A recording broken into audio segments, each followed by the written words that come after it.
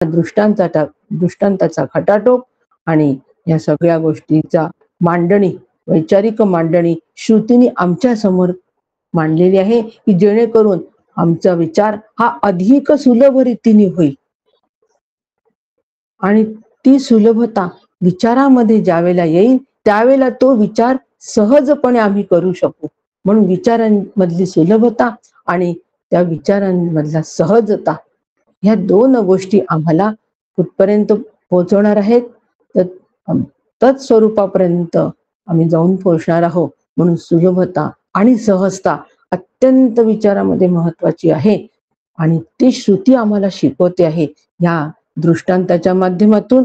आणि म्हणून ही अद्वैत्वाची, एकत्वाची म्हणजेच अखंडत्वाची दृष्टी ज्याला प्राप्त होते त्याला सर्व ठिकाणीच ब्रह्मस्वरूप दिसू लागतं, त्याचं विश्व पूर्णपणे ब्रह्ममय होतं.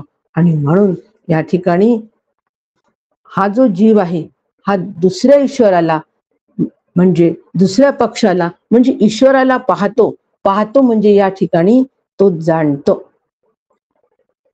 त्याने एकाच झाडावर राहून वरच्या पक्षाला म्हणजे ईश्वराला पाहिले, त्याचा महिमा जाणला, त्याचं खरं स्वरूप जे आहे निर्गुण आणि निर्विशेष निरुपाधिक स्वरूप जर अभेदत्वाने जाणलं तर तो संसारापासून मुक्त होतो.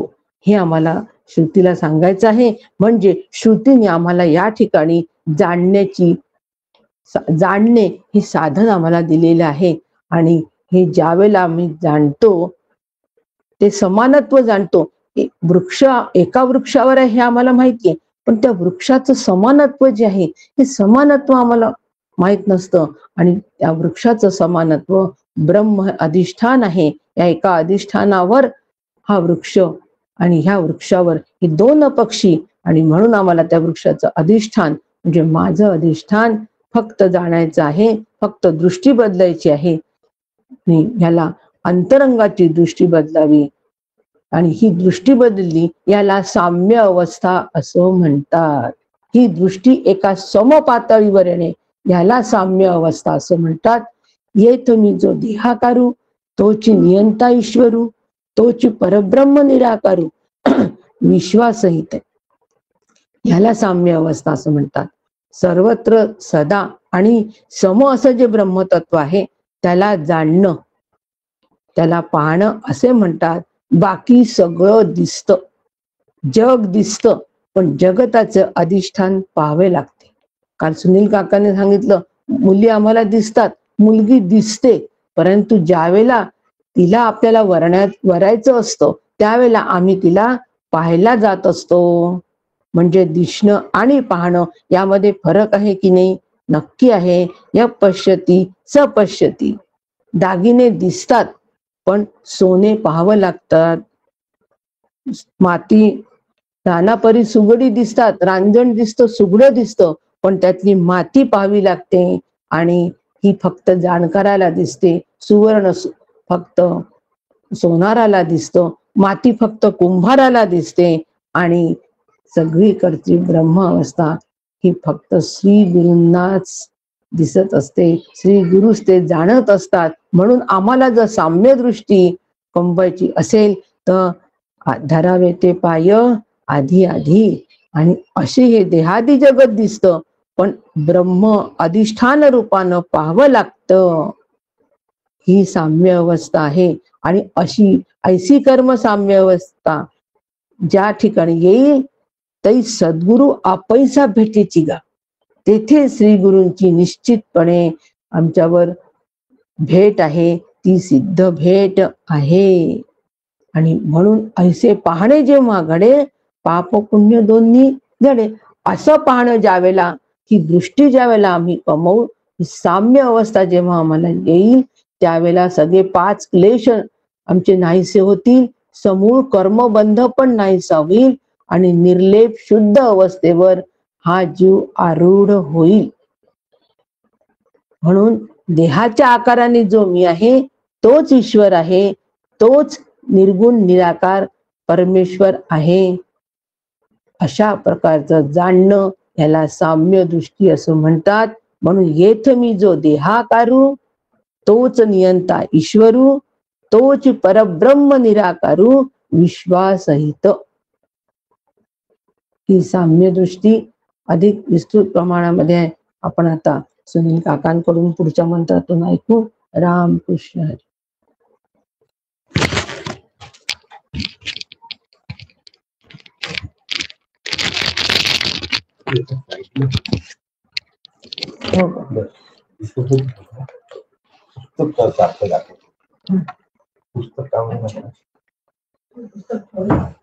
खूप तो दिला आता आता हात करून दिलं.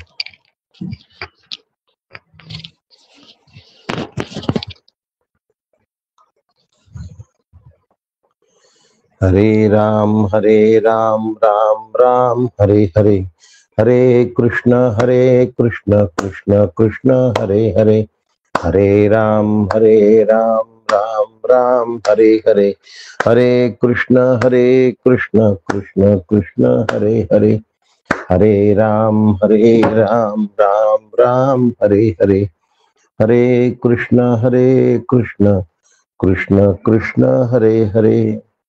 सद्गुरुनाथ महाराज की जय. वंशी विभूषित करान्नवनीर दाभा, पीतांबरा दरुण बिंब फलाधरुष्टा, पूर्णेन्दु सुंदर मुखादरविंद नेत्रा, कृष्णात् परं किमपि तत्त्वमहं न जाने.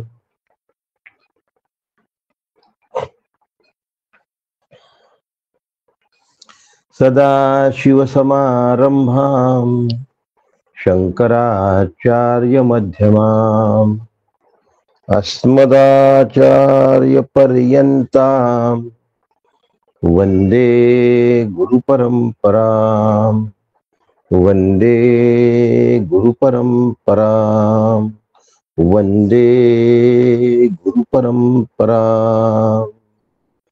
सद्गुरुनाथ महाराज की जय.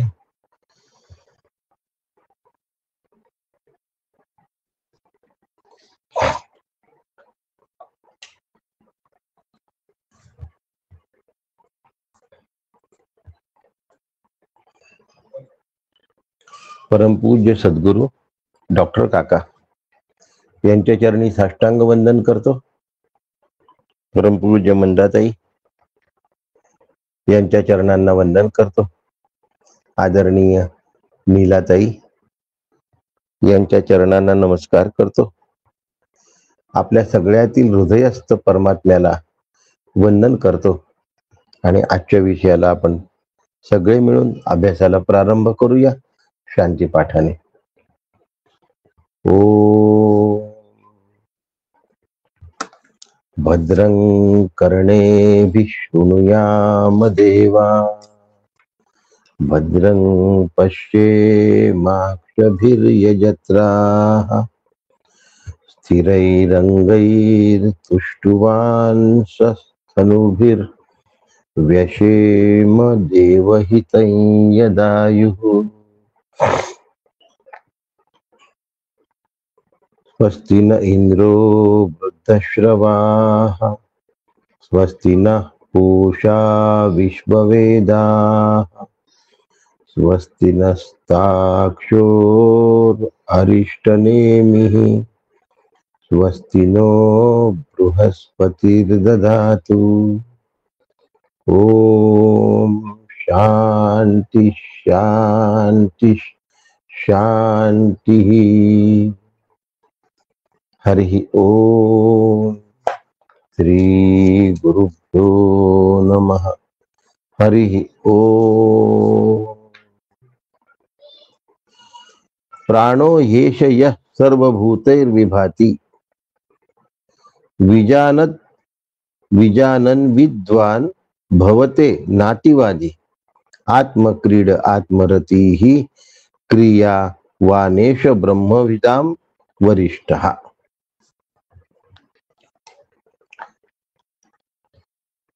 तृतीय मुंडकातल्या प्रथम खंडातला चौथा मंत्र आपण आज अभ्यासाला घेतोय. काल आपण व्यावहारिक साम्यावस्था सांगितली होती आणि अद्वय अवस्थेमधली साम्यावस्था पण सांगितली होती.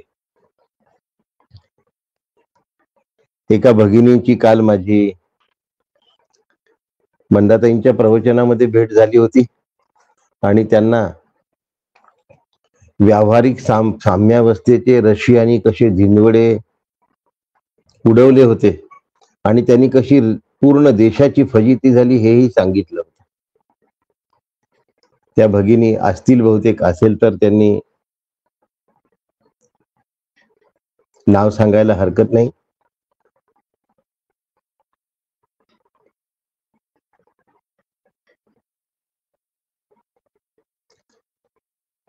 ते आहेत का आता ऑनलाईन?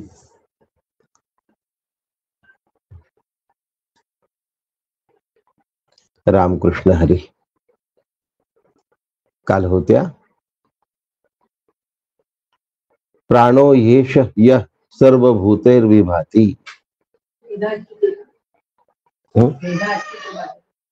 माहिती नाही. हो, उशी देते का मला? ते खाली येतो. मेधाताई अच्युते नाव होतं त्यांचं.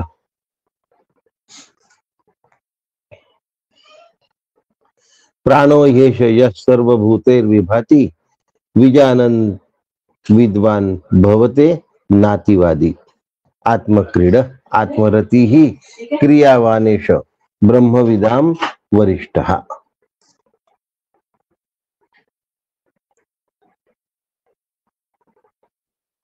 सर्व भूत मात्रांमध्ये प्राणरूपाने तो विराजमान असतो.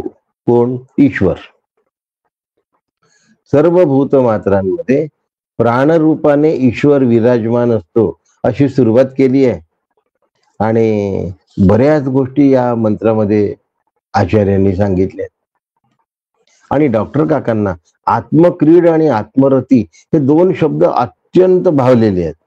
काकांच्या अनेक प्रवचनांमध्ये आत्मक्रीड आणि आत्मरती हे मुंडकातले शब्द आल्याशिवाय राहत नाही. इतकंच नव्हे, एवढ्यावरच थांबत नाही. तद विद्वान पुण्य पापे विधूय हा सुद्धा काकांच्या तोंडी येणारा शब्द आहे. असे पुष्कळ आहेत. विद्यते हृदय ग्रंथीपासून अनेक श्रुती सुद्धा काकांच्या श्रीमुखातनं येत असतात. आज आपण बघूया की प्राण म्हणजे ईश्वर अशा अर्थाने त्यांनी तो या ठिकाणी सांगितलेला आहे. सर्व जीवांमध्ये प्राणपणाने जो प्रकाशमान होतो त्याला ईश्वर म्हणतात असं सांगितलं. आणि सर्वभूतै ही विभाती याबद्दल त्यांचं विश्लेषण सुरू झालं. आता हा जरी प्राणपणाने ईश्वर असला, ईश्वराचं अस्तित्व कसं दिसतं आपल्याला सगळ्यांमध्ये? प्राणरूपाने दिसतं. पण असं असलं तरी सुद्धा तो प्राणाला प्रकाशित करणारा आहे. प्राणस्य प्राणाः केनोपनिषद आठवा. तो प्राणाला प्रकाशित करणारा आहे. ईश्वर प्राण नाही, प्राणाला प्रकाशित करणारा आहे. पण आम्हाला तो प्राणाच्या रूपाने दिसतो. तो साक्षी स्वरूप आहे. म्हणजे घडलेल्या सगळ्या घटना त्याच्या समोर होतात, पण तो त्या घटनांमध्ये जरा सुद्धा लिप्त नसतो. त्यांना तटस्थ वृत्तीने पाहतो.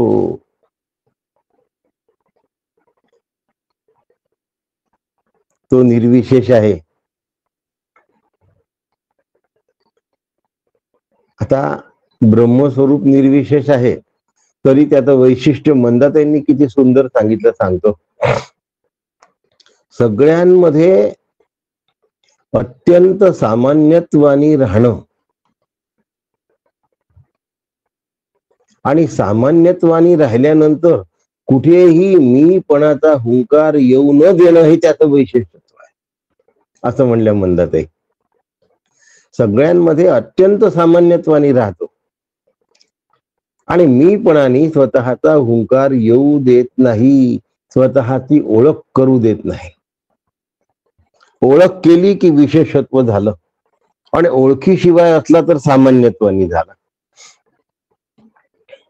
तोच कर्माध्यक्ष निर्गुण आणि निर्विशेष असतो आणि म्हणून त्याला चैतन्य स्वरूप आहे.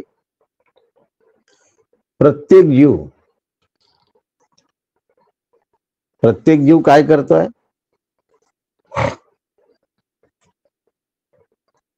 प्रत्येक जीव देहामध्ये आहे, परंतु तो अखंडपणे भजनशील, स्वभावतः भजनशील, त्याचं अखंडपणे स्वरूपाशी ऐक्य साधून ठेवलेला असतो. आणि म्हणून आता इथे ओवी आहे, प्राणो येश यश सर्वभूतैर्विभाती विजान विद्वान भवते नातिवादी.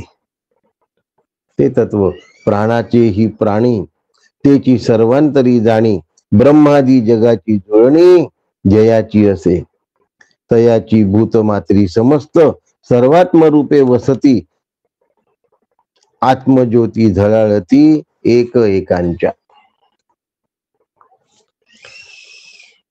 सगळ्यांचा आत्मा तोच आहे, पण तो उपाधीमुळे वेगळा वेगळा जाणतो. असं असताना सुद्धा त्याला शब्दामध्ये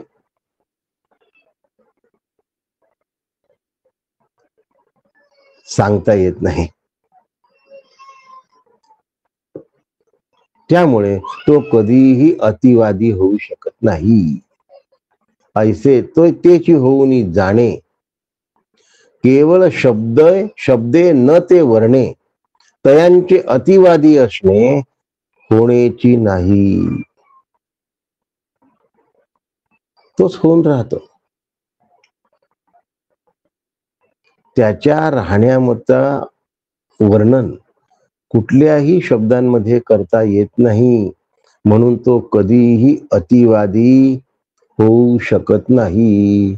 मग आता अतिवादी म्हणजे काय? खूप बोलतो, त्याचं बोलणं फारसं उपयोगाचं नसतंच, निस्सार असतो, व्यर्थ असत. पण त्याच्या बोलण्यामध्ये अहंकाराची पुष्टी असते आणि अहंकार असल्यामुळे दुसऱ्याच्या मताला हेतू पुरस्सर खंडन करतो. त्याला अतिवादी म्हणतात. काही लोकांना सवयच असते की आम्ही शहाणे आहोत हे दाखवायचं. केवढाही मोठा विद्वान असो ना, त्या विद्वानाच्या बोलण्यात काय चुका आहे हे सांगण्यासाठी ते टपलेलेच असतात. त्या विद्वानाने विशेष काय सांगितलं हे बघण्यासाठी ते आलेच नसतात. त्यांच्या सांगण्यामध्ये काय त्रुटी आहे हेच त्या काय करतात, सारखे बघत असतात. म्हणून त्यांना अतिवादी असं म्हणतात. अत्यंत वाद घालणारे. त्यांचा अहंकार त्यांना स्वस्थ बसू देत नाही, म्हणून खंडनाच्या मागे लागले. खंडनाच्या ते मागे लागले आणि सतत खंडन, सतत खंडन, सतत खंडन. खंडनासाठी ते उतावीळ असतात. पण जो खरा ज्ञानी पुरुष असतो तो कधीही अतिवादी होत नाही. समर्थांचं वचन आहे, वक्तयास खंदू नये. कधी वक्त्याचं खंडन मंडन नाही कर. काल मंदाताई बोलताना म्हणाल्या वक्ता कितीही मूर्ख असे ना, तो त्याच्या वक्तव्यामध्ये 4 चांगल्या गोष्टी देऊनच जातो. फक्त आपल्याला त्या उचलता आल्या पाहिजे. आणि ज्याच्याजवळ ती क्षमता नसते किंवा ज्याची दृष्टीच दूषित असते की माझ्यासारखा कोणीच नाही, असा माणूस खंडन करत असतो. आणि त्या ज्ञानी पुरुषाला अतिवादी म्हणतात. आणि तो खरा ज्ञानी नसतो. तो ज्ञानीपणाचा आव आणतो, ज्ञानीपणाचा दंभ असतो त्याच्याजवळ. आणि तो खरा अतिवादी असत नाही. खरा जो ज्ञानी असतो तो अतिवादी असत नाही. आणि जो ज्ञानीपणाचा आव आणतो तो मात्र अतिवादी असतो. तयाचे अतिवादी असणे होण्याचे नाही, ज्ञानाबद्दल म्हटलंय. अतिवादी इतरा न मानी, आपुलेची पुढारी आणि मी माझी ऐसी बोलणी न संपत्तीची. त्याचं कायम चालू असतं, मी कोण आहे आणि माझं काय चालू आहे. सारखं मी माझे मी माझे मी माझे मी माझे हे त्याचं चालूच असतं. पहा, मी माझे ऐशी बोलणी न संपत्तीची. आणि जो ज्ञानी असतो तो मी माझी अशी भाषा कधीही करत नाही. मी माझे अशी भाषा ज्ञानी कधीच करत नाही.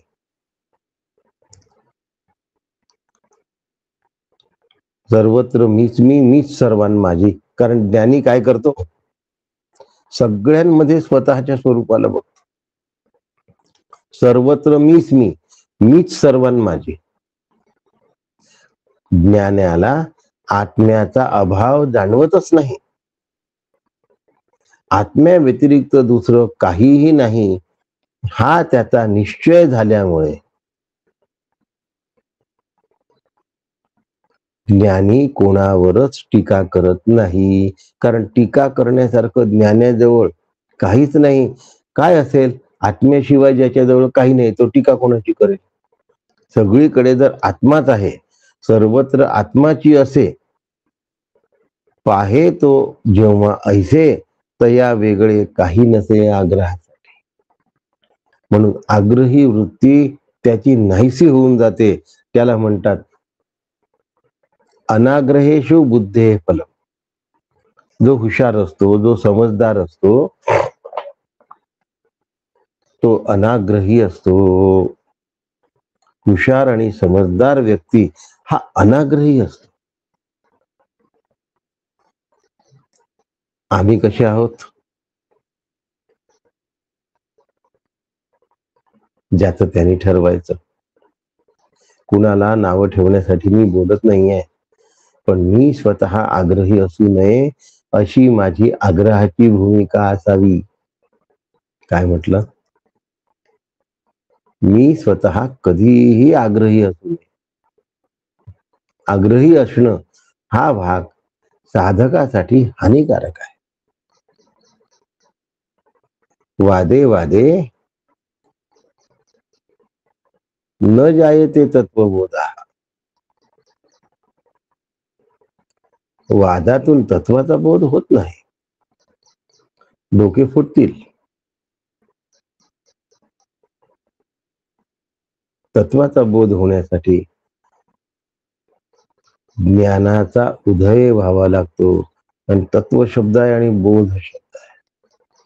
बोध आणि तत्व, या तत्व समजण्यासाठी ज्ञानाची गरज आहे आणि बोध कळण्यासाठी कृपेची आवश्यकता आहे.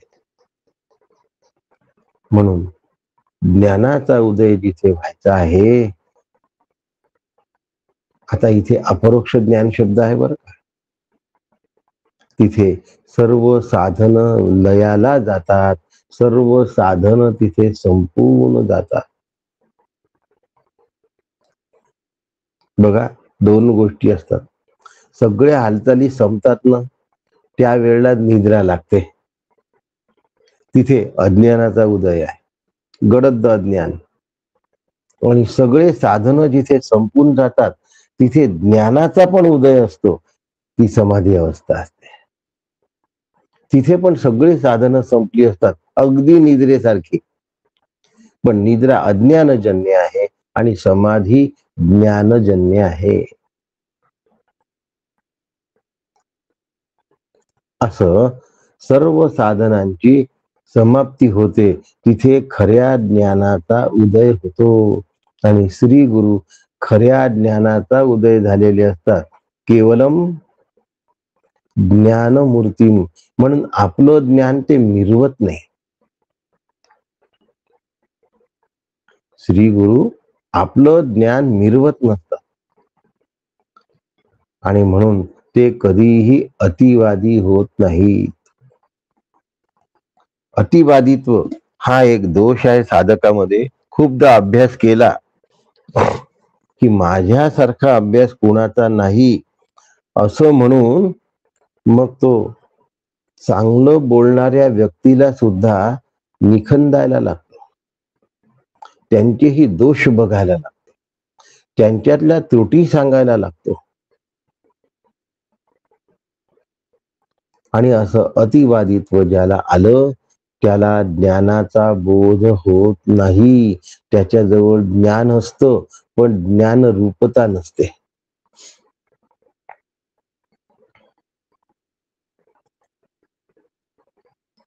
मी साधन करत नाही असा साधन न करण्याचा अहंकारही त्याच्यामध्ये तयार होतो. म्हणून खरा जो ज्ञानी असतो तो शब्दांच्या अतीत असतो. शिष्यांशी बोलतो, शिष्यांना सांगतो, पण पुढारी पण समोर आणत नाही. आणि मी आणि माझे माझे, मी आणि माझे असं करत बसत नाही. मी माझे ही वाणी कदा न उठे, कधीच म्हणत नाहीत. म्हणून अनाग्रहेषु बुद्धे फलम. काकांना विचारा, काका मी रामायण करू का? कर. काका मी भागवत करू का? कर. काका मी असं करू का? काका मी तसं करू का? हो हो, जरूर जरूर. हेच केलं पाहिजे, तेच केलं पाहिजे, याच्यासाठी काका कधीही आग्रही नसतात. म्हणून असे प्रश्न विचारायचे नसतात. संतांना आणि श्रीगुरूंना असे प्रश्न विचारायचे नसतात. आपण काय केलं पाहिजे हे जेव्हा त्यांना सांगावंसं वाटतं आणि नसतील सांगत तर मी काय करू, पण हे करू का, असं करू का, तसं करू का, असे प्रश्न विचारायचे नसतात. काही लोक विचारतात, काका आम्ही गीतेचा अभ्यास करू का? काका आम्ही गाथेचा अभ्यास करू का? काका नाही कशाला म्हणतील, होच म्हणणार. माझ्या कल्याणासाठी कोणता अभ्यास असायला पाहिजे हे जर जाणून घ्यायचं असेल तर विनम्रतेने आता काय करू आपण सांगावे. पण त्यात हिंट्स पास नाही करायच्या. गीता करू का, गाथा करू का, भागवत करू का, दासबोध करू का. खूप लोक मी प्रवचन करू का विचारतात काकांना. काका कशाला नको म्हणतील. शेवटी ते म्हणतात की ज्याला सिंदूर लावला असेल तोच समोर येतो. ईश्वराने ज्याला सिंदूर लावला तोच समोर येतो असं म्हणतात. काकांचा शब्द जिथे गेला तो समोरच येतो, पण तो शब्द खून प्रस्फुटित झालेला असावा. त्यांच्या मुखातून सहजगत्या अवचित निघालेला असावा.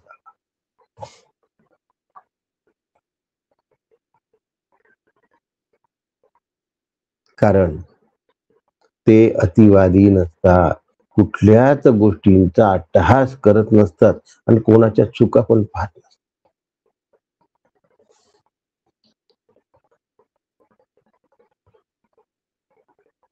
खरा अभ्यास ज्याचा झाला असतो ना तो शब्दांच्या पलीकडेच असतो.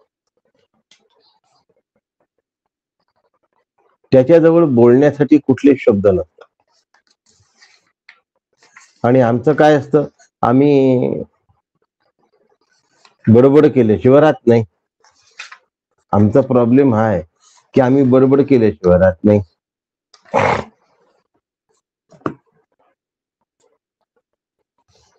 एक सुंदर मुद्दा सांगतो.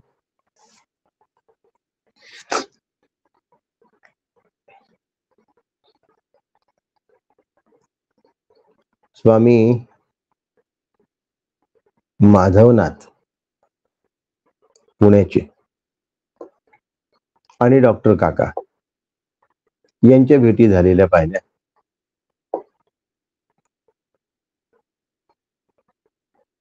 पुलगावचे स्वामी स्वरूपानंद आणि डॉक्टर काका यांच्या भेटी झालेल्या पाहिल्या.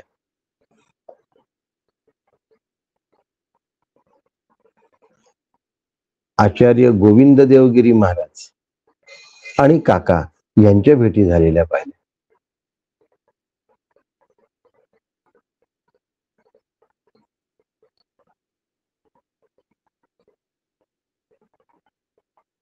ते काय बोलत असतील? मनात, सर्व साधकांच्या मनात उत्कंठा निर्माण होते.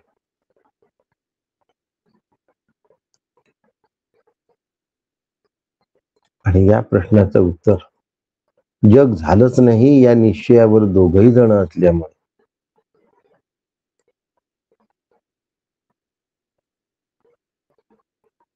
त्यांच्याजवळ बोलण्यासाठी शब्दच नसतात.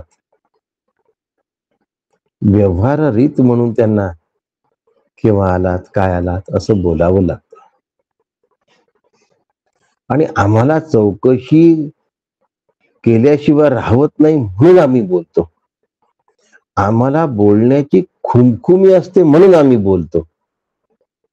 आणि त्यांना न बोलता नुसतंच जवळ बसणं इतरांसाठी योग्य दिसत नाही म्हणून बोलावं लागतं. त्यांचं बोलणं रीतभाती असते आणि आमचं बोलणं खुमखुमी असते. म्हणून दोन संत आपसात जेव्हा भेटतात तेव्हा त्यांच्याजवळ शब्द नसतात. माऊलीची एक सुंदर ओवी आहे, का आरिसयासी आरिसा उठून दावलिया तैसा देखणा अतिशयो तैसा भोगणा ती.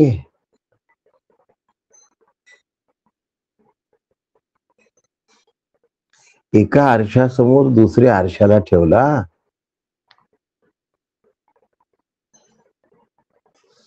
दोनही आरसे स्वच्छ आहेत आणि दोघही एकमेकांची दृष्टी आहेत.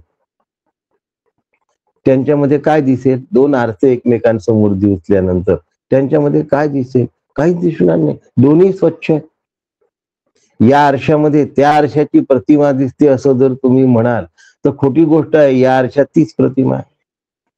त्या आरशात या आरशाची प्रतिमा दिसेल असं म्हणाल तरीही तो आरसा आधी तसाच होता प्रतिमा दाखवण्यापूर्वी आणि आता पण तसाच आहे. मग दोन संत एकमेकांशी काय बोलत असतील? काहीही बोलत नसतील. केवळ उपचार म्हणून दोन शब्द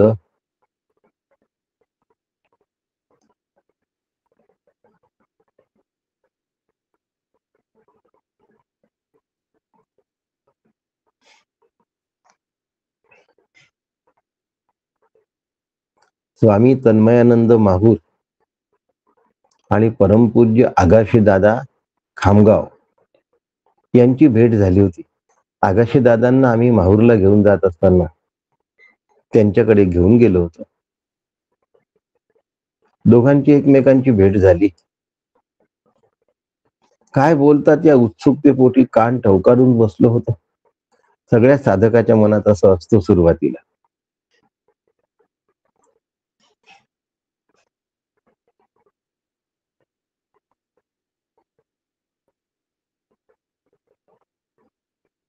बोलणं काहीच झालं नाही. शब्दच निघेना. आमच्याशी खूप बोलायचे आगाशे दादा, तन्मयानंद महाराज, पण एकमेकांशी ते काहीच बोलत नव्हते.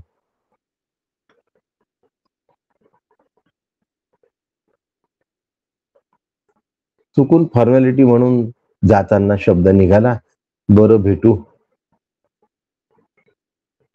पुन्हा भेटू. आगाशे दादा म्हणले, आपण तर रोजच भेटतो. आम्हाला कळेच ना, हे खामगावचे, हे माहूरचे, आणि एकमेकांना रोज कसे भेटतात.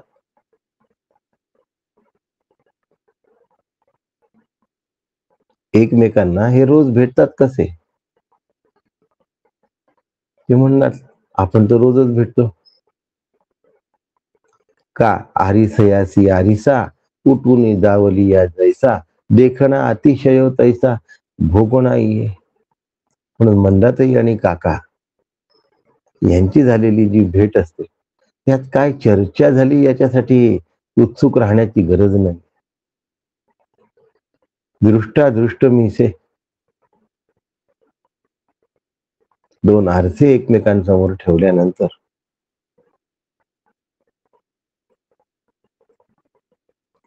जसं दाखवण्यासाठी काही राहत नाही, तसं दोन ब्रह्मस्वरूप व्यक्ती, म्हणजे उपाध्या दोन आहेत, ब्रह्मस्वरूपता एकच आहे.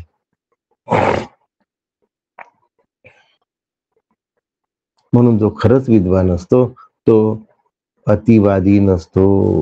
ज्ञानी पुरुष कधीही अतिवादी नसतो. ज्याला खरं ज्ञान झालं असतं, जो परोक्ष ज्ञानामध्ये, मग त्याचा विचारूच नका. चेकाळला असतो तो, चेकाळला. जरा थोडासा वऱ्हाडी शब्द आहे हा, उदाहरण देतो. ते पालखीत बसले असतात, दिवसा उजेडी उन्हामध्ये पालखीच्या समोर मशाल पेटवून एक जण चालत असतो, दिवसा उजेडी उन्हामध्ये. आणि त्या मशालीचा अर्थ असतो, सर्वत्र अज्ञानाचा अंधार पसरलेला आहे आणि ज्ञानाची मशाल फक्त आम्ही अस्मादिक आहोत, ते इथून चाललेलो आहोत. अश्वमेधाचा घोडा जिकडनं जाईल त्या राजाने मांडलिकत्व पत्करायचं असं ठरलेलं असतं. आणि घोडा कोणत्या दिशेला गेला पाहिजे हे राजा ठरवत नाही, कारण तो पराक्रमी असतो. ज्या दिशेला जाईल त्या दिशेचं राज्य माझं, तू माझा मांडलिक हो, नाही तर खतम. तसं हे विद्वान दिवसा टेंबे घेऊन निघतात आणि अज्ञानाचा अंधकार पसरल्यामुळे आम्ही तो ज्ञानाने अज्ञानांधकार दूर काढून टाकणार, हा माज आहे. हे अतिवादी असतात, प्रत्येकाच्या चुका काढतात, प्रत्येकाचे दोष दाखवतात आणि स्वतः आत्मस्वरूपापासून वंचित राहतात. मग आत्मस्वरूपाबद्दल शब्दांनी खूप सांगतात शास्त्र.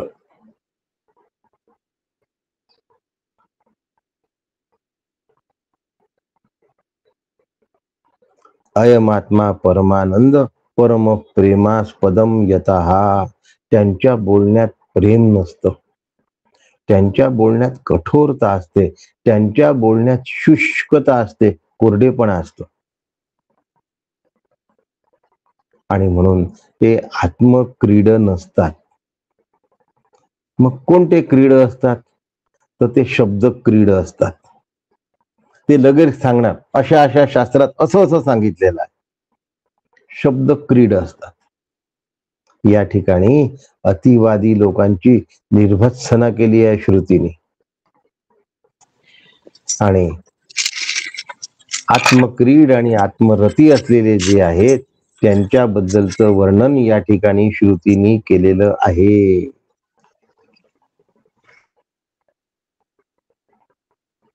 लक्षात आलं?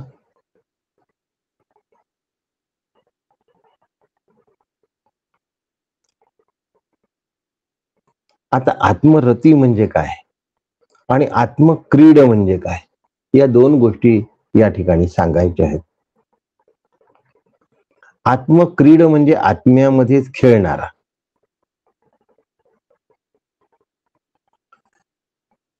आता आत्मरूप झालेला, त्याला सगळीकडे एकच आत्मा दिसत असलेला आत्म्यामध्ये कसा खेळेल? या प्रश्नाचं उत्तर थोडस स्पष्टीकरण करून द्यायचं आहे. त्याला म्हणतात आत्मक्रीड.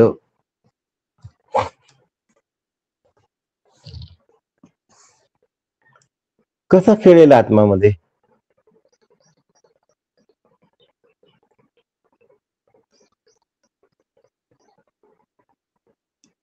खेळला तर दोन होतात, खेळणारा आणि आत्मा असे दोन झाले, तर मग त्याला अद्वैताचा अनुभव नाही. म्हणून या ठिकाणी क्रीड शब्द हा द्वैतानुषंगिक नाही आहे, हा अद्वैतानुषंगिक आहे. कारण खेळायला दोन लागतात, एक खेळणं लागतं आणि खेळणारा लागतो. जर दोन गोष्टी खेळण्यासाठी लागत असतील तर मग आत्मक्रीड जो आहे हा अद्वैत कसा असेल? हा आत्म्याच्या अनुसंधानात कसा असेल? हा अद्वैताच्या अनुभवामध्ये कसा असेल? असू नाही शकत.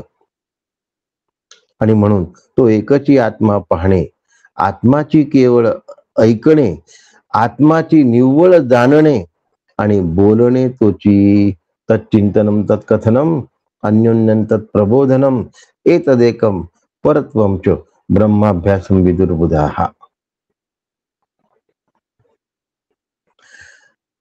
तस्मित्स्तज्जने च भेदभावात. तो आत्मानंदामध्ये रममाण झाला असतो, तो आत्मानंदामध्ये खेळत असतो. आता अद्वैतामध्ये खेळ कसा होईल? होणार नाही. पण एक छोटस उदाहरण देतो.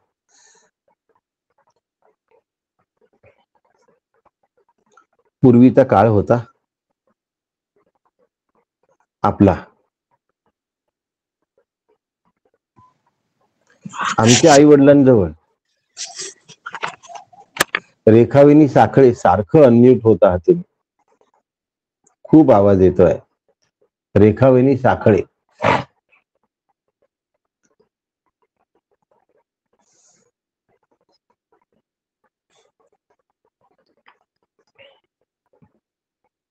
पूर्वीच्या काळी आजच्यासारखी खेळणी उपलब्ध नव्हती. याचं कारण आर्थिक स्थिती, सांपत्तिक स्थिती नव्हती तशी. आत्मक्रीड सांगतोय बरं का, आणि त्याची एक थोडसा अंदाज देतोय. मग काय करायचं? आम्ही लोक काय करायचं? काही असे आई वडिलांचे ढेरभर पूर्ण गाडाभर खेळणी आजकाल जे मुलांजवळ असतात तशी कधी मिळतच नव्हती. एक पांगुळ गाडा होता लहानसा, एक डंबेल सारखं लाल लाल खेळणं असायचं, कागदाच्या भिंगऱ्या, झालं, बाकी काहीच नाही. मग खेळायचं कसं?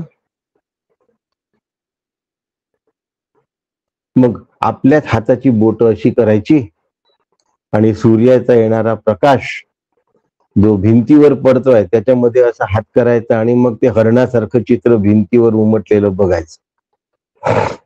म्हणजे आपल्याच हाताने आपणच हरिण तयार करायचं.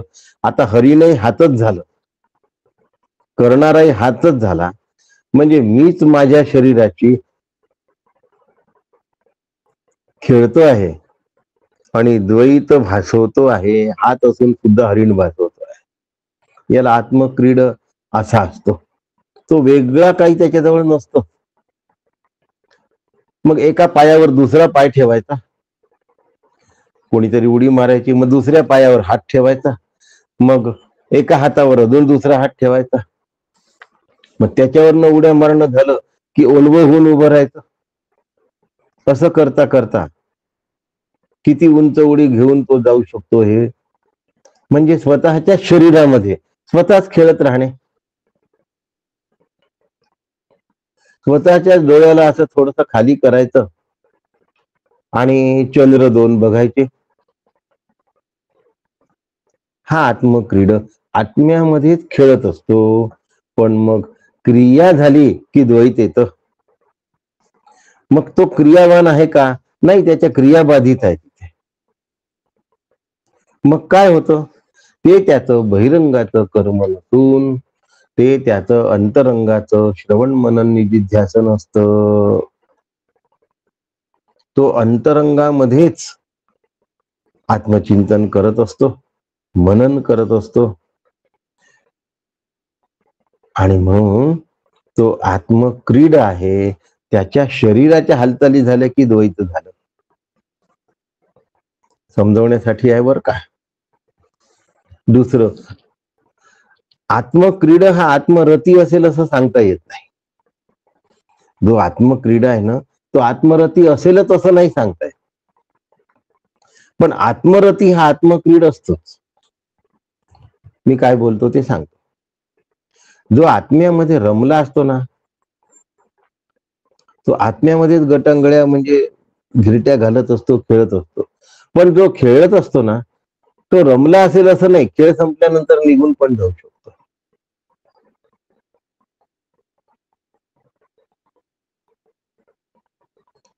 काही लहान मुलांना आई वडील म्हणतात आता टीव्ही नाही बघायचा, थोडा वेळ खेळा बरं. ते खेळतात, पण टीव्हीची वेळ झाली की खेळ सोडून देतात. म्हणजे ते खेळ म्हणजे क्रीडा आहेत, पण रती नाही आहे. आमच्या वेळेला अभ्यासाला जायचंय, त्याच्या आधी खेळून घ्या. उलट होतं, आधी खेळून घ्या मग अभ्यास करा. आता खेळलं की अभ्यास करायची आठवण राहायची नाही. त्याच्यामुळे नंतरचा जो होणारा अभ्यास आहे, हा अभ्यास क्रीड होता, पण अभ्यास रती नव्हता. समजलं आता सगळ्यांना.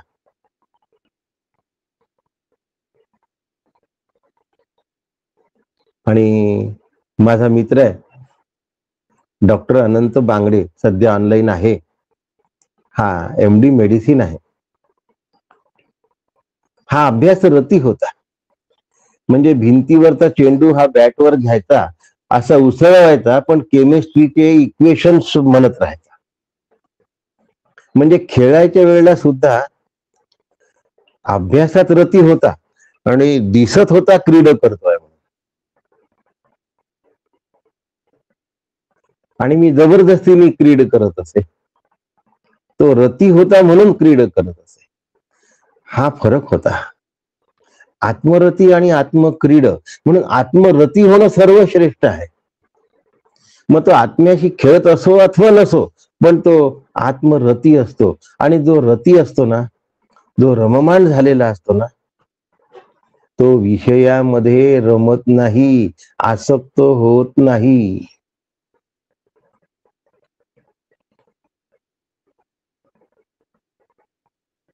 कंचन, कामिनी आणि कनक, 3 Ws म्हणतात.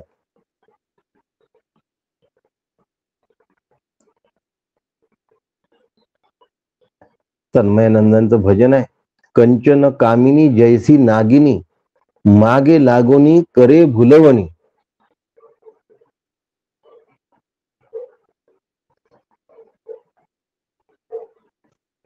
त्यात एकदा जर विसरला, त्यात एकदा जर आसक्त झाला, त्यात जर तो रममान झाला, तर तो कधीही आत्मरती होऊ शकत नाही. म्हणून विषयाची चटक लागणं अत्यंत घातक आहे साधकाला. विषयाची चटक लागून जाते, पण त्या चटकीतून भोगाची सवय लागते. आणि भोगाची सवय लागली की मग तो कामिनी, कांचन आणि कनक म्हणजे एषणात्रय, लोकेशणा, वित्तेषणा आणि दारेषणा, स्त्री, धन आणि कीर्ती याची अभिलाषा एकदा जर ही चटक लागली तर फार कठीण होऊन जातं. त्यातून तो बाहेर पडणं अवघड होऊन जातं. म्हणून आत्मरती असावं, नुसतं आत्मक्रीड होऊन थांबू नये. आत्मक्रीड हा प्रयत्न आहे आणि आत्मरती ही स्थिती आहे.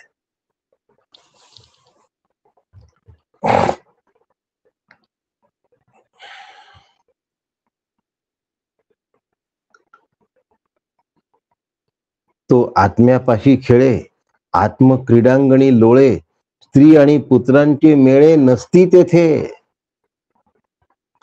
स्त्री आणि पुत्रांचे मेळे नसती तेथे.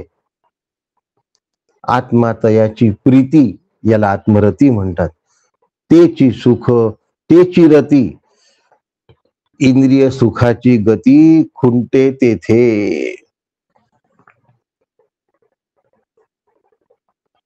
म्हणून चटक कशाची लागते हा फार महत्वाचा भाग असतो.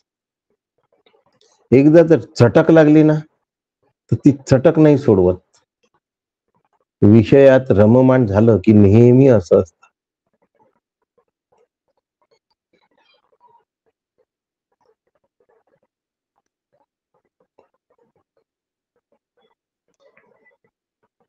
म्हणून या ठिकाणी पुढे शब्द वापरला आहे, आत्मक्रीडा आत्मरती क्रियावानेश ब्रह्मविदाम वरिष्ठ.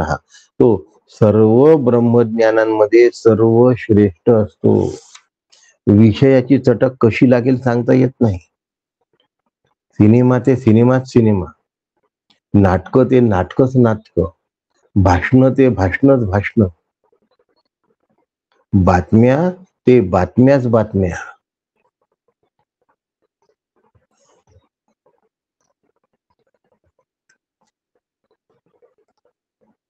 विषयामध्ये कुठे आसक्त होऊन जाईल कधीच सांगता येत नाही. प्रवचन करायला लागल्यावर स्तुती व्हायला लागली तर मग प्रवचन ते प्रवचनच प्रवचन.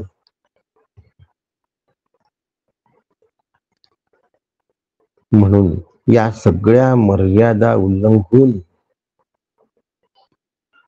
जो संन्यास म्हणजे या वृत्तींपासून स्वतःला दूर ठेवतो, त्याग करतो, तो तीव्र वैरागी कर्तृत्ववादी सर्व प्रयत्नांचा त्याग करतो, तो खरा संन्यासी असतो.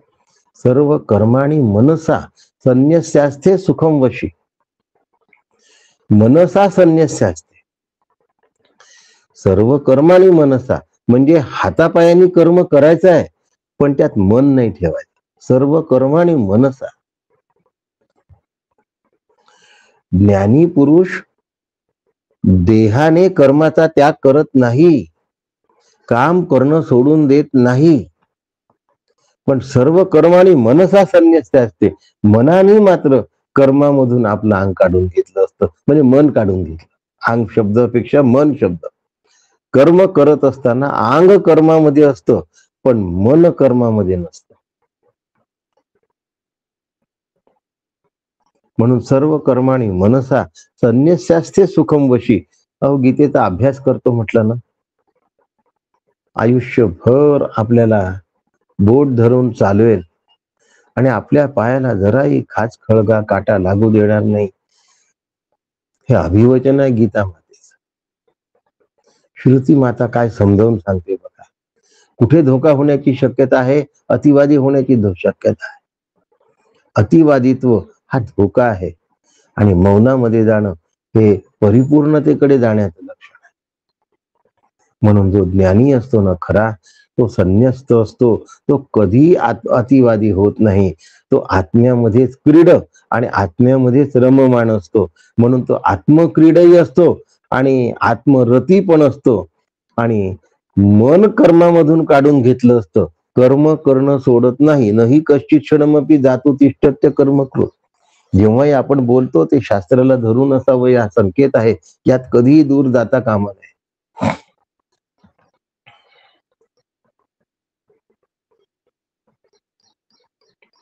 म्हणून अध्ययन अध्यापन या सगळ्या क्रियांमध्ये तो सहज रममाण होतो, पण सर्व क्रिया करून सुद्धा तो नैष्कर्म्य स्वरूप राहतो. याला नैष्कर्म्य सिद्धी असं म्हणतात. कारण तो सर्व क्रियांमध्ये आणि कर्तृत्वादी गोष्टींमध्ये ब्रह्मस्वरूप बघतो, ईश्वर स्वरूप बघतो. स्वतःकडे काहीही लागू देत नाही.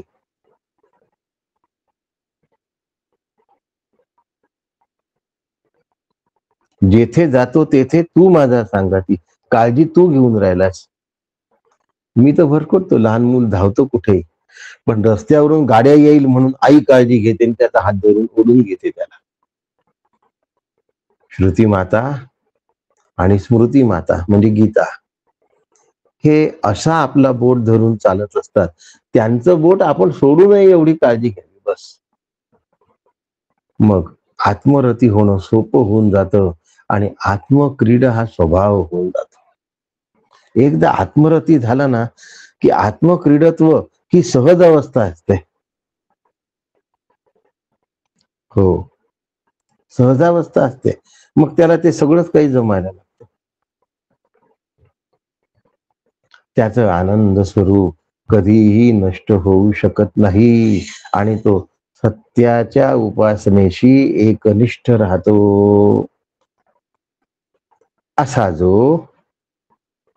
ही आत्मरतीत्व आणि हे आत्मक्रीडत्व आपल्यात असावं म्हणून आपण अनाग्रही असावं, अतिवादी नसावं. म्हणून जो खरा आत्मज्ञ असतो तो कधीही अतिवादी नसतो. काय नसावं आणि कसं असावं श्रुती आईने आपल्याला समजावून सांगितलंय. गीता मातेने आपल्याला त्यातलाही बारकावा सांगितला. सर्व कर्माणी मनसा संन्यस्यास्ते सुखं वशी. दोघी आई दोन्हीकडून आपले बोट धरून आहेत की आपण निष्ठून आहे, नाठाळ बालक आहे. आपण नाठाळ आहोत. कुठल्या तरी एका आईचं बोट सुटलं तरी दुसरी आई आपल्याला च्युत होऊ देत नाही. म्हणून ती अच्युताची भेट करून देते, ब्रह्मस्वरूपाशी ऐक्य करून देते. अशा श्रुती मातेला म्हणजे उपनिषदांना आणि स्मृती मातेला म्हणजे भगवद्गीतेला वंदन करतो आणि गुरु माऊलीची कृपा प्राप्त करून दे अशी प्रार्थना करून थांबतो. राम कृष्ण हरी. राम कृष्ण हरी. राम कृष्ण हरी. दिलीप राम कृष्ण हरी. कैवलताई राम कृष्ण हरी. रामकृष्ण हरी. वासंतीताई रामकृष्ण हरी. दीपकराव संगेवार रामकृष्ण हरी. रामकृष्ण हरी. अपूर्व